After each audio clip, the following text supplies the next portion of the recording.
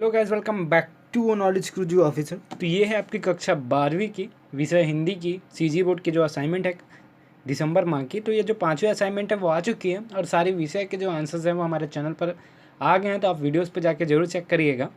और आप लोगों के लिए व्हाट्सअप ग्रुप बना दिया गया है जहाँ पे सारे इंपॉर्टेंट क्वेश्चंस आपके बोर्ड एग्जाम के लिए बिल्कुल फ्री ऑफ कॉस्ट आएंगे। तो अभी तक चैनल सब्सक्राइब नहीं करो तो चैनल सब्सक्राइब करके बेल आइकन प्रेस कर लो और कमेंट बॉक्स में व्हाट्सअप ग्रुप का लिंक है, वहाँ जाके आप ज्वाइन हो जाओ। तो ज़्यादा देर न करते हुए चलिए हम चलते हैं जहाँ पे प्रश्न 1 है, समाचार माध्यमों में काम करने वाले पत्रकार कितने प्रकार के होते हैं, संक्षेप में समझाकर लिखिए। संक्षिप्त का मतलब होता है कि उसके बारे में भी आपको साथ में बताना है। तो यहाँ पे हमने बता रखा है पत्रकारिता के प्रमुख रूप या प्रकार। पहला होता है खोजी पत्रकारिता।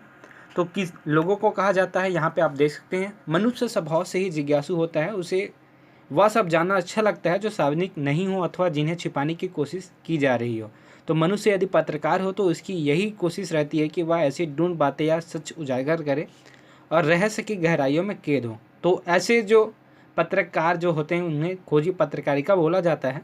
जैसे कि यहाँ पे देख सकते हो, सच की तह तक जाने वाले पत्रकार को खोजी पत्रकार कहते हैं। अब चलते हैं दूसरे में, जिसको बोला जाता है खेल पत्रकारिता। तो जो खेल में जो ज़्यादा रुचि रखते हैं और जिनको इन्हीं के बारे में, इन्हीं की न्यूज़ जिनको जानकारी होती है जो देते हैं, तो उनको खेल पत्रकारिता कहा जाता है, जिसके बारे में यहाँ पे लिखा हुआ है तो आप लिख सकते हैं। आगे है महिला पत्रकारिता। तो यहाँ पे आप देख सकते हो, जो दुनिया से स्वतंत्र नारी और समानता के इस युग में आधी दुनिया से जुड़े ऐसे अनेक पहलू हैं जिनके महत्व को देखते हुए महिला पत्रकारिता की अलग व्याधि आवश्यकता महसूस होती है। तो इनमें संक्षिप्त में बताया भी गया है, तो आपको और कहीं जाने की ज़रूरत नहीं पड़ेगी। आगे चलते हैं जहाँ बाल पत्रकारिता जो दिया गया है, जिसके बारे में यहाँ पे लिखा हुआ है, तो आप इसे लिख लीजिएगा और अच्छे से लिखिएगा। तो आगे हम चलते हैं यहाँ पे आर्थिक पत्रकारिता, जहाँ पे आपको बताया गया होगा आर्थिक पत्रकारिता मतलब कोई भी ऐसा व्यापारिक या आर्थिक व्यवहार जो व्यक्तियों, संस्थापकों, राज्यों या देशों के बीच होता है, वह आर्थिक पत्रकारिता के सरोकारों में शामिल है।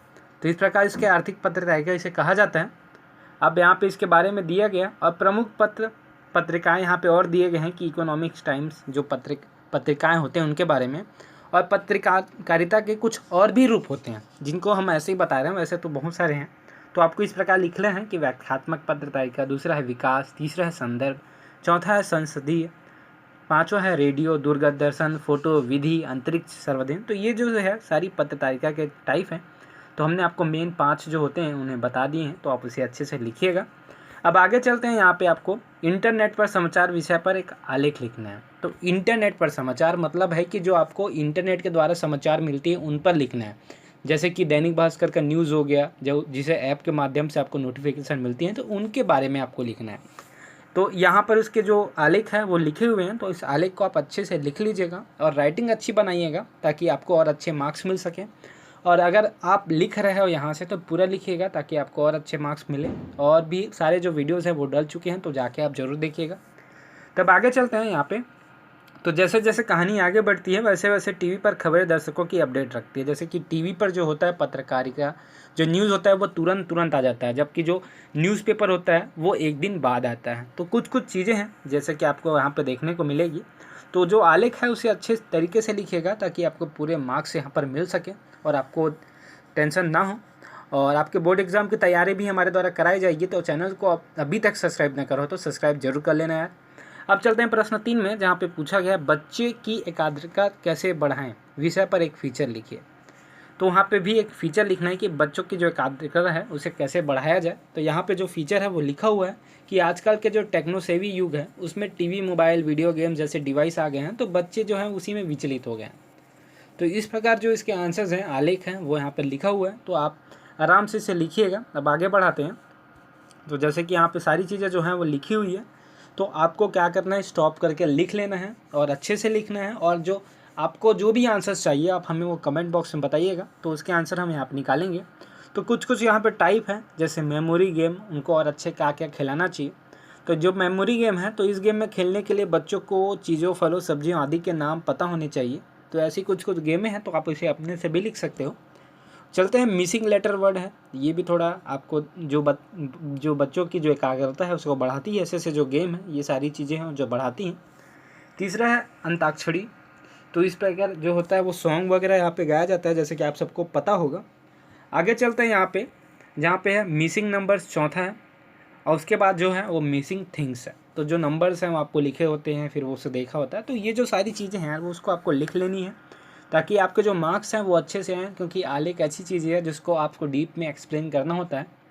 तो अब आगे चलते हैं, जहाँ पे आपको प्रश्न 4 दिए गए, निम्नलिखित काव्यांश को पढ़कर नीचे दिए गए प्रश्नों के उत्तर लिखिए। तो यहाँ पे 4 लाइन 5 लाइन के काव्यांश है। तो यहाँ पे आप काव्यांश के भाव लिखने हैं। काव्यांश का भाव सौंदर्य लिखिए। तो यहाँ पे जो काव्यांश में शायर है वो माँ द्वारा बच्चे को नहलाने की क्रिया का वर्णन करते हुए माँ और बेटों की पारस्परिक स्नेह प्रदर्शन का चित्रण करता है। तो यहाँ पे जो इसका आंसर है वो लिखा हुआ है, तो आप इसे अच्छे से लिख लीजिएगा। और खा है, रुबाई छंद का परिचय देते हुए इस अंश की भाषा की विशेषताएं पर प्रकाश डालिए।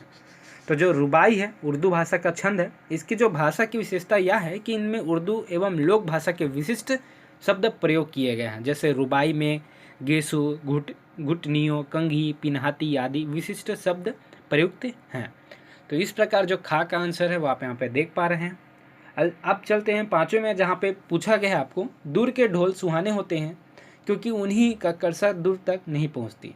तो यहाँ पे जो है इसको आपको डिटेल में लिखना है। तो यहाँ पे आप देख सकते हो, दूर के ढोल उन्हें इसलिए अच्छे लगते हैं क्योंकि उन्हीं कर्णकटु ध्वनि बहुत दूर तक नहीं पहुँचती है।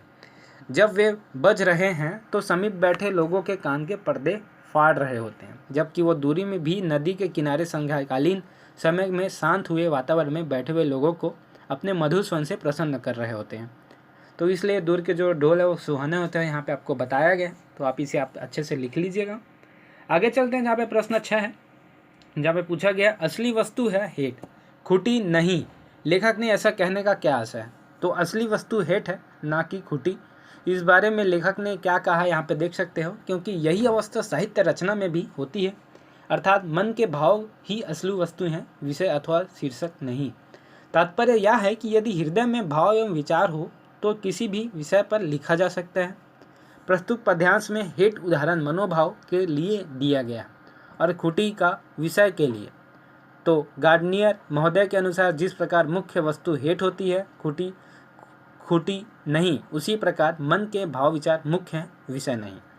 तो इस प्रकार जो इसके आंसर्स हैं उसे आप लिखिएगा। होप करता हूँ जो आंसर्स हैं वो आपको अच्छे लगे होंगे और आपको अच्छे से समझ भी आए होंगे। तो वीडियो पसंद आई होगी तो चैनल सब्सक्राइब कर लेना है। चैनल सब्सक्राइब करके बेल आइकन प्रेस जरूर करना। तो वीडियो में सिर्फ इतना ही, चलिए हम चलते हैं।